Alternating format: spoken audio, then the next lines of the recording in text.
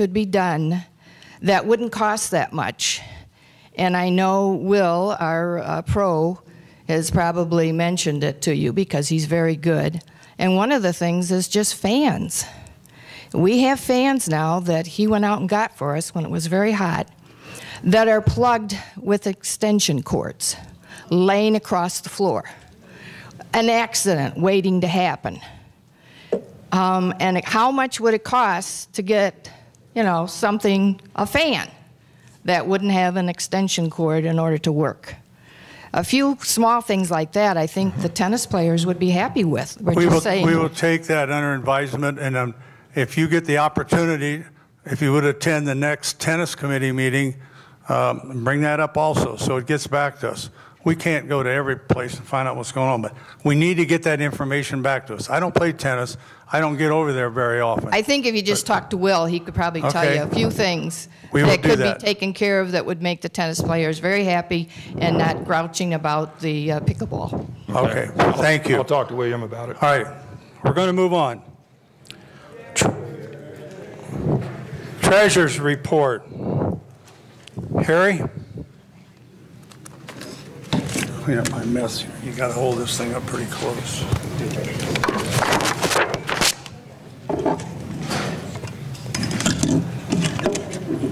Got this thing all wound up in knots.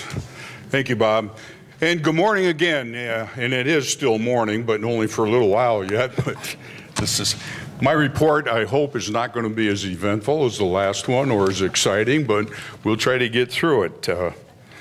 Our annual audit this year for last year, 2015, was conducted by RSM, which was formerly McGladrys. You've probably heard that name before because we've used them a few times before. RSM is the leading provider of audit, tax, and consulting services focused on the middle market with more than 8,000 people in 80 offices nationwide. So it is a big, big, big firm.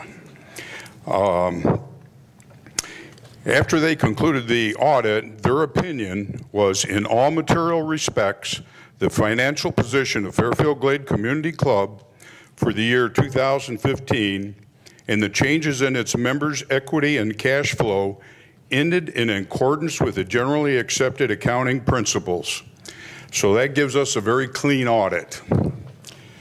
The complete audit is posted on our website under the financial information. I encourage you all to go look at it. There's a lot of numbers, which I'm not going to go through all the numbers on there, but I'll hit a couple of highlights. But before I do that, I also want to thank the Financial Advisory Committee. They went through this thing in great detail as well before it even went to the board, as they do with the budget process and everything else. So I'd sincerely like to thank the Financial Advisory Committee. They are doing a great job. Thank you. A couple of highlights from the audit. The revenue from 2015 was $21,465,000 as compared to $21,084,000 in 14.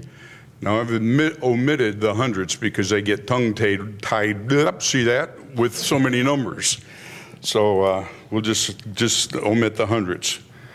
Revenue over expenses was $1,124,000 compared to in 14 we had $1,054,000. Members' equity was $43,481,000 as compared to $43,357,000 in 14. So you can see everything has been positive and it's going in the right direction. And as Bob mentioned earlier, remember back in 2009, our debt was $10,200,000. At the end of 15, our debt was $5,400,000. So we made a great movement in reducing our debt. In summary, the club is in very good financial condition. We continue to reduce our debt while we're still able to make the improvements that we just watched over the last hour.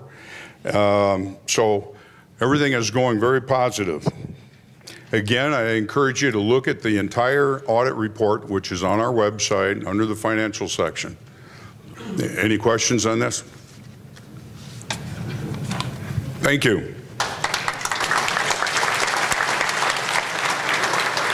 Yeah, that information is all on the website, so you can look it up in detail, whatever level you want it. We did not print it out to hand out to everybody today. So, introduce Kathy Tipton, who was the election committee chairperson and the 2016 election announcement. Good morning. The board consists of 5 property owner directors at large and 1 declarant director and 1 interval owner director. Each director is responsible for representing the needs of the entire community. In 2016, 1 property owner director at large position is open for election, and in addition to that, 1 declarant director position is open and 1 interval owners director position is open. Those are the technical words, but you know them as the timeshare director and the Wyndham director. At the conclusion of the application period, which ended Friday, June 17th, only a single candidate had applied for each of the 3 available positions, resulting in an uncontested election. In accordance with Section 4.07B of the current bylaws of the Fairfield Glade Community Club, the candidates are deemed elected. Accordingly, at today's annual meeting, incumbent members Harry Price, Misty Keys, and Barbara Storr will be declared duly elected and seated on the board of directors, each for a 3-year term of office. Thank you.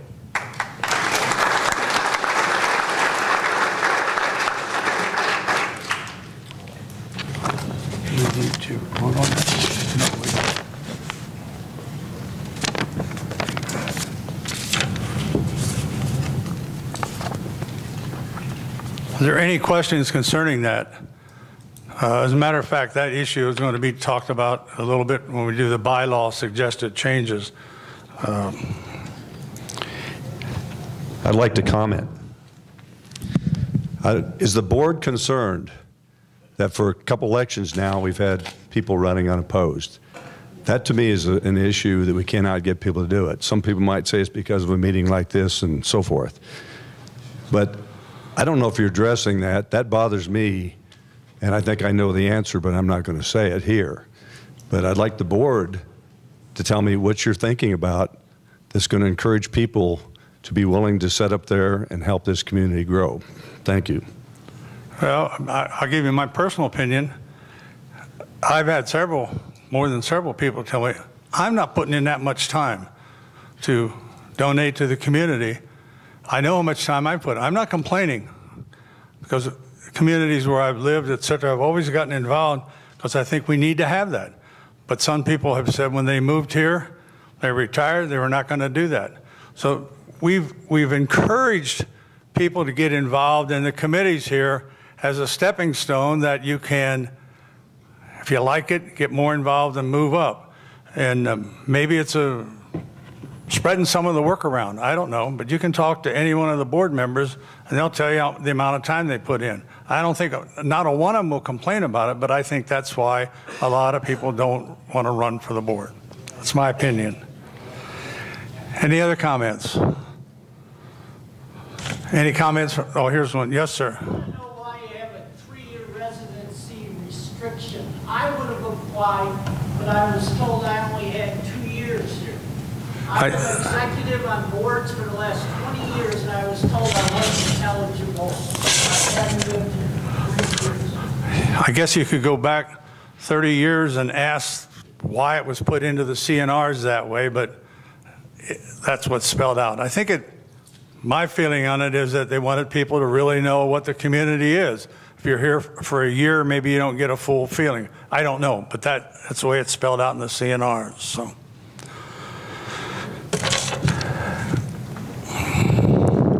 Anybody from the board have comments to make? I got just a couple items. You know, we have a lot of people here that do a lot of good. I know there are more than 100 people that serve on all the different committees that we have. And we ask you to please try and get involved in doing that. We're coming up at the end of the year, there will be people who are going off of the committees, and we need new people to get involved. really considering it, really consider to go down to the office, get out a form and fill it out that I'd like to be on a committee. You don't even have to pick one if you don't want one particular one. We can find you a spot. But if you have an interest, put it down what you'd like to be involved in. A couple other groups. Our fire department is all volunteers, and they can always use new people. If you don't believe me, ask them. I know that I have volunteered, I'm not a fireman, but I have volunteered and helped at the pancake breakfast in here. They always need help. Some of their people work 2 shifts, and they're really dragging if you know how busy they are here. So would consider it. Just call them up and say, I want to volunteer. They also have got a group now, a support group for the fire department. If you don't know who to call Sid Reedy. I don't know if Sid's here or not, but get a hold of Sid. There she is, sitting over here in the corner. See her, tell her you want to help, and they'll take your help. Okay, and the same thing like with our security department. The job they're doing. There are a lot of things that happen in this community.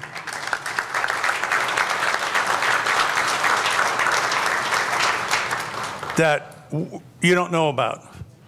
I know about a week or 2 ago, our security department apprehended 4 thieves, and in the process they found a meth lab and a large cache of stolen equipment, which was all recovered, and those 4 thieves are in jail. Where they go from here, that's a court's decision. But they're out there doing their job. It's just another one of those things that you don't see every day, but they're there. They're really doing the job for us, and we appreciate that. I would entertain a motion to adjourn the meeting so that we can go right into the next presentation. Second? All in favor? Aye. Carried. Bob, it's your turn.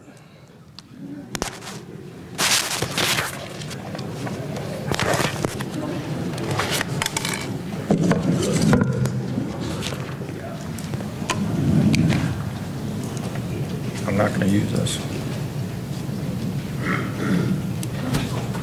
Is this working now? It's working now. Okay, I'm not going to use it, but for the next speakers. Yeah, no, I had a feeling it was going to work.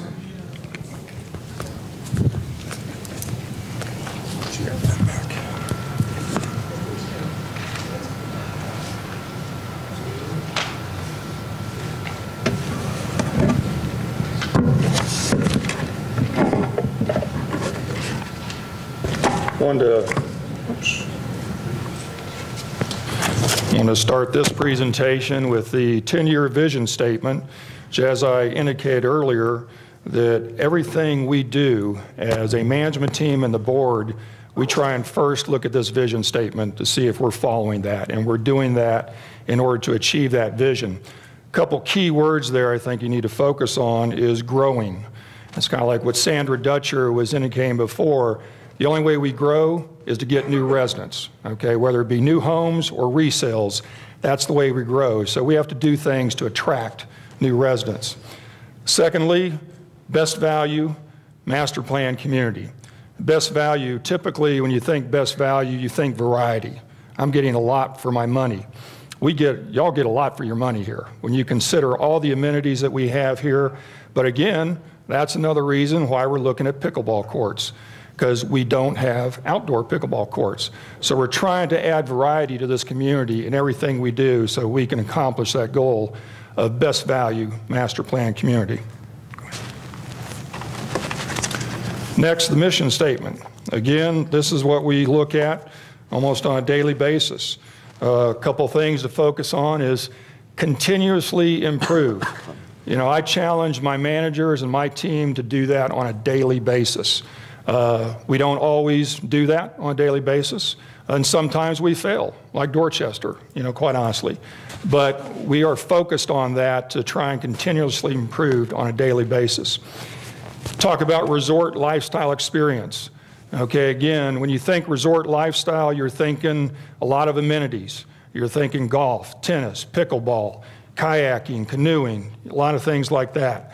So we really want to make sure that we've got a great resort lifestyle experience for y'all, because a lot of y'all, that's exactly why you came here. And again, if we're going to grow, we have to continue to provide that resort lifestyle experience.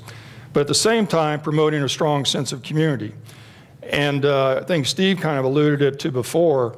When you have a situation where members are voting for things, you will have division within the community. That community I talked about in North Carolina, they had a vote on the clubhouse doing a major improvement a year ago. That divided the community. Friends were no longer talking to each other. So that's not something you want here. You want to provide and promote a strong sense of community. So that's what we're trying to accomplish. Go ahead, Mike. The Fairfield Glade Village Center. I want you to think about some of those vibrant small towns that maybe you grew up in, maybe you visited over the course of your lifetime, maybe you worked there, maybe you lived there. Think about Franklin, Tennessee. How many people have been to Franklin, Tennessee? Okay, think about that. If you haven't been to Franklin, Tennessee, it's south of Nashville, maybe about an hour at most. I encourage you to go visit Franklin, Tennessee sometime. It's got a great downtown area, a lot going on. So, but think about that, okay? Because that's what we really want to accomplish here in Fairfield Glade. How many people lived here when we had Sassafras Restaurant, this is even before my time, and the Conference Center? Okay, so we have a few. Now, my understanding, and when Sassafras was here, there was a Conference Center, the lodge that has now been torn down, was actively functioning as a lodge, that whole area was really vibrant. There was a lot going on, a lot to do. That was kind of the hub of the community. That's what we want to get back to.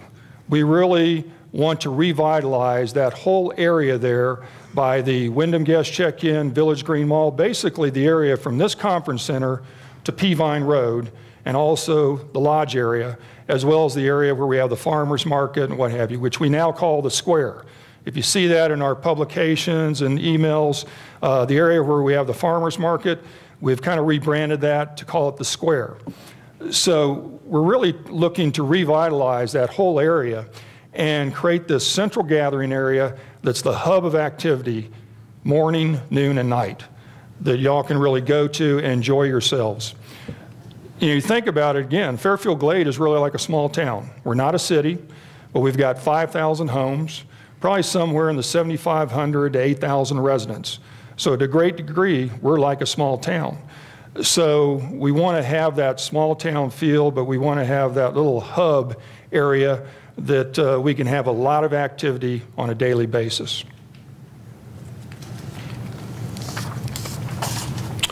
Okay, Mike. So in the next 5 to 10 years, we want to try and coordinate the development of a central gathering place in Fairfield Glade. Again, that will be the hub of daily activity, where we'll have lodging, dining, retail stores, and things of that nature. So think about Village Green Mall, revitalized, larger, better. Okay, Village Green Mall has dining, they have shopping, they don't have any lodging there. And that's one component that we're really lacking in that central area is lodging. So that's something we want to look at. Whether that lodging is condos above retail stores or hotel, something of that nature, or maybe apartments. Again, kind of all as part of that, that little village. And we want to have other attractions. I think when we did our strategic planning survey a few years ago, the number one thing that our residents wanted to see was a new bandstand for Mirror Lake Blast. So that's part of this. That we actually would like for that to be the main attraction that will draw people in large numbers, not just on Monday nights when we have Mirror Lake Blast, but other nights, maybe during the day. You know, maybe a Cumberland County Playhouse comes out and does a play, you know, outside during the day or what have you. So we really want to look at that, and you'll see some diagrams later. And we've got a couple alternatives for that, but that I see as one of the major attractions. I've got some examples here of some village centers that I've visited. This is actually in the Roswell area north of Atlanta. It's called Avalon. So if you're ever in that area, try and go to Avalon and take a look at that. It's probably about 3 blocks long, and it's got a variety, but as you can see with that, you've got retail on the bottom. that second story. Second story is either going to be lodging or some office space. So that's kind of the idea, that you have something like this, 2-story, could be 3-story. That's something that obviously we'd have to look at with architects and what have you, see what makes sense in Fairfield Glade. But that's the concept. And you have the street. Go ahead, Mike. This is also at Avalon. What they did in one block of this village center area, they actually have a wide median. And in that median, you can see this green area on the lower left. That's actually a bocce court that they have there. They've got a swing right next to it. They've got a fire pit over there. They've got a covered pavilion area. And I didn't get into the picture, but I think they actually have like a little snack shop there, what have you. They even have an ice skating rink there. I was there last December. And so it was cool, but it wasn't freezing, but they had an ice skating rink. Now, obviously, that's a much bigger market. They can do a lot more than we can, but that's kind of the concept, is something like this. Go ahead, Mike. Has anybody been to Margaritaville in Pigeon Forge? Only 1 or 2? Oh. Now, I can't say Pigeon Forge is the best place to go to, or Gatlinburg, but if you are ever over there, stop by Margaritaville, okay? It's a hotel and an entertainment complex. What you have here is, that's a pedestrian walkway, stores on either side, parking's all on the outside, and then above that, you see those balconies? Those are actually hotel rooms. So that's the Margaritaville Hotel. So you've got the hotels above the shopping, and it meanders for a good ways, and what have you. They have an event center there and things of that nature. Okay, Mike? So again, these are just some examples, not saying that our area is going to end up looking like any of these, but I wanted to give you kind of some flavor. This is actually Lakewood Ranch, Florida, where I came from prior to North Carolina. We had Lakewood Ranch Main Street, about 2, maybe 3 blocks long. And so, you know, again, the concept was you had one main street going down the middle. All the parking was on the outside. You had some cases on one side, it was just retail. Then you had office space over retail. On the other side is retail with some office space, but a lot of condos. So they actually had 2 floors of condos. And so again, it's great. You've got outdoor dining. You know, there's restaurants there, and it's just a great place to go. They have a monthly Music on Main Street, similar to what we do with Mirror Lake Blast. Next slide, Mike. This again was at Christmas time, so they've got a big roundabout. There's a restaurant. I was in front of a restaurant there. Looking back, you can see the 3 stories. That's the condos on the right. They actually have a movie theater on the left side. There's actually a film society in Sarasota, Florida, that opened up that movie theater and restaurant next door. So these are just some examples of what we're talking about. Okay, Mike. So again, our objectives, we want to try and foster a sense of downtown. We want to create a little downtown, if you will, for Fairfield Glade, okay, that y'all can really go to. Cluster of attractions and lodging, like I say, either hotel or condos, or it could be apartments. So we can really reach a critical mass of people and guests in one single area. It would be the hub of activity. Likewise, if we can do something like this, working with a commercial developer, hopefully it'll draw some additional businesses. I'm sure there's some businesses that y'all would like to see out in Fairfield Glade or closer to Fairfield Glade than they are now. So if we can revitalize that whole area, maybe we can draw some of those new businesses in that y'all would be looking for. And we want to really generate an evening life, okay? So that, again, it's not just Mirror Lake Blast on Monday, but y'all can go to a restaurant morning, noon, and night. You can go to a restaurant, go shopping either before, after, whatever, but there's some nightlife there that you can enjoy. Okay, Mike? Now, in order to really make this happen, we really have to, first of all, you know, have a master plan, okay, to control the overall development. And we need to have an area that it's easily accessible. We want an area that's very walkable. So you can easily walk from one area to the other. And if you think about that area, it's maybe only about a 3-4 block area. So a very easy walk. It's just a matter of making sure we have the walking paths that, you know, meander through, that it's easier for y'all and it's pleasant and it's experience. So again, after dinner, you can take a nice little walk, do some shopping or what have you, or before dinner.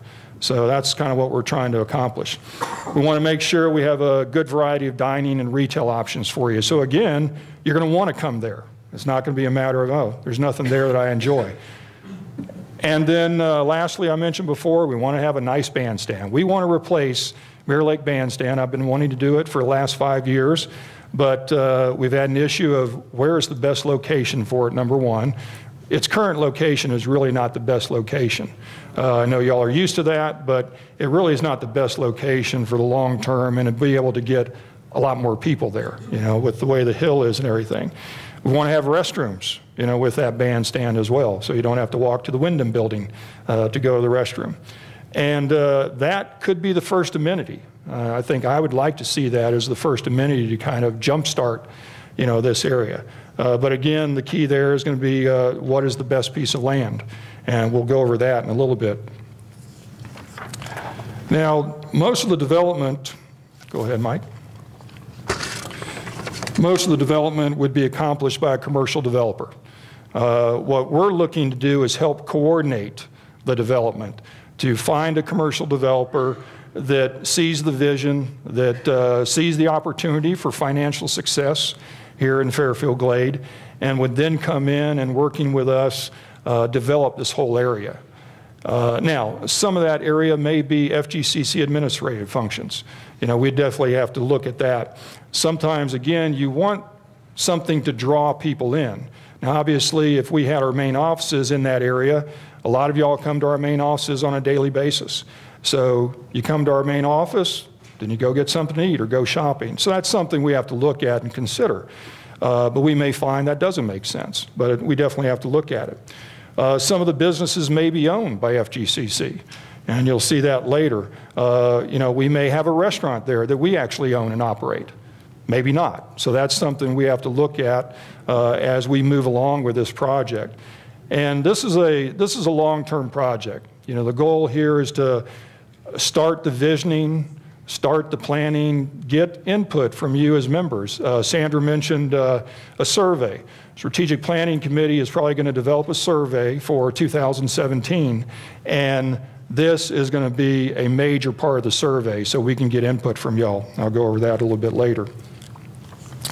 So that just kind of gets you a little understanding of what we're trying to accomplish. Again, long-term project. This is not going to happen anytime soon.